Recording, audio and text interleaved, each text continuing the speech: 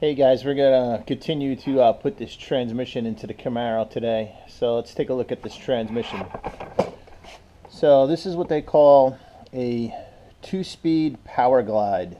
So it's only got 2 speeds forward, and it's got 1 reverse.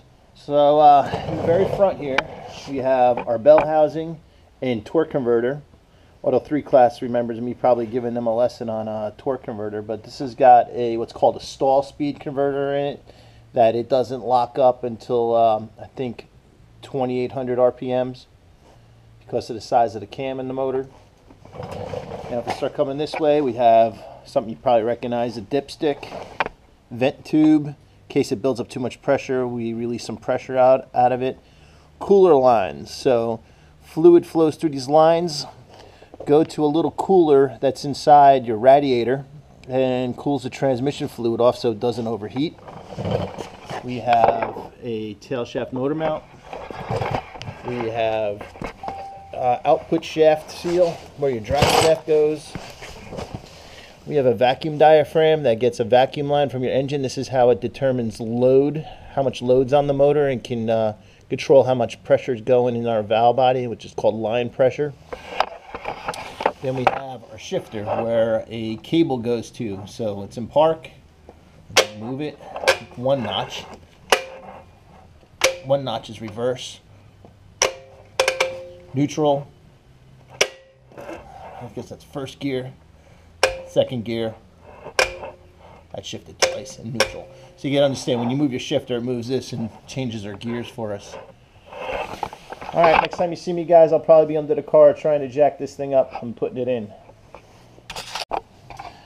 Okay guys, so I got it set up on a floor jack. It's underneath the car. I'm going to wind up jacking it up and start bolting it in. I'm thinking about this job. You know, I haven't done many transmissions on the ground on my back in a long time. But then I think back to my youth that I used to do this kind of stuff on weekends in the parking lot of my apartment complex. Man, it's good to be young. Now one of the tricks I use is to use a bolt that is too long, and I get it started a couple threads, and then I can use it to slide and get everything to line up. So I put 1 on each side. Now if you look in there, I have a big gap here. So I got that long bolt I put in right there, and I wound up getting 2 short ones threaded in. I'm going to get this side snug first, then take that long bolt out. And then then I can go around and tighten up all my bell housing bolts. So I'm able to get in here with a ratcheting wrench. Most of the time you have to be under the car to do this with a long extension and a swivel. But since my fenders aren't on my car, I can get at these really easy. And I'm going to draw them in and get them tight.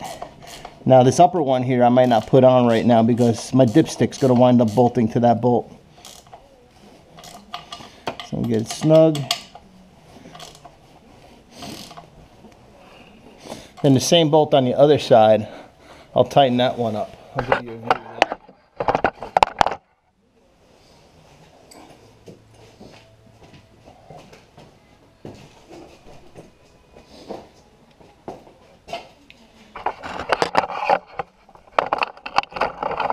I don't know how your view is.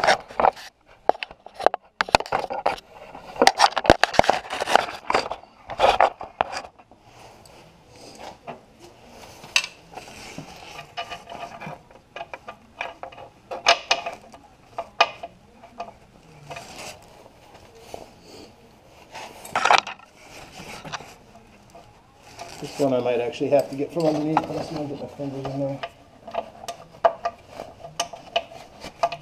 No, I might have to get that one with a socket. So what I'll do is I'll do this upper one.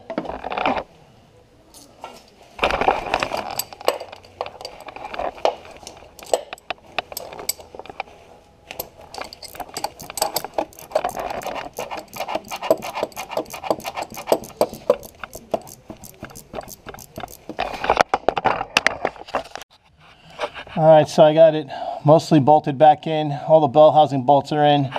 Now I just have to put the the cross member back on and the rear mount back on. And then I'm thinking about putting new U-joints in it since I have the drive shaft out, and get the drive shaft back in.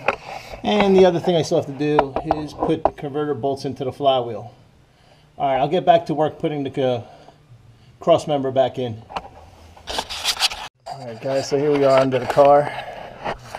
And I have to put a bolt through there to get my torque converter connected to the flywheel, which is kind of awkward to do. It's not a lot of room.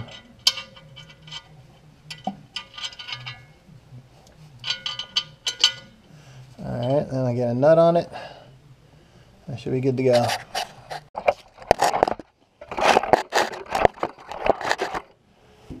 Here's a tool you might not have ever seen before, a flywheel turner. This helps you turn the flywheel to get at converter bolts.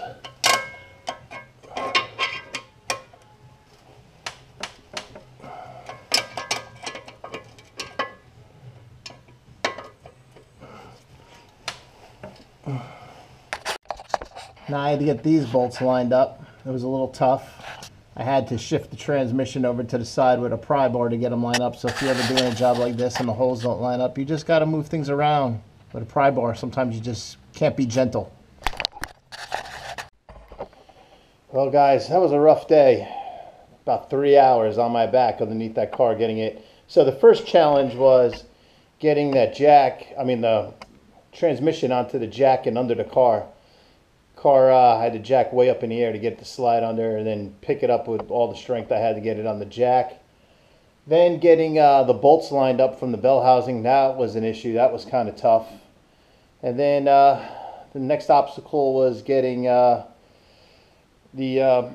torque converter bolts on. That was tough. And then getting the rear mount on, that was also tough. But that one thing I showed you in the beginning of the video of how you shift it from gears, that little shift lever. I had a friend years ago that broke his shift cable, and he was stuck, that his car wouldn't move, it wouldn't start.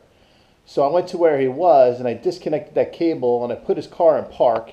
It started up, and then I had him hold his brake, and I went under the car while he was holding the brake, and I shifted into drive, and he was able to drive home.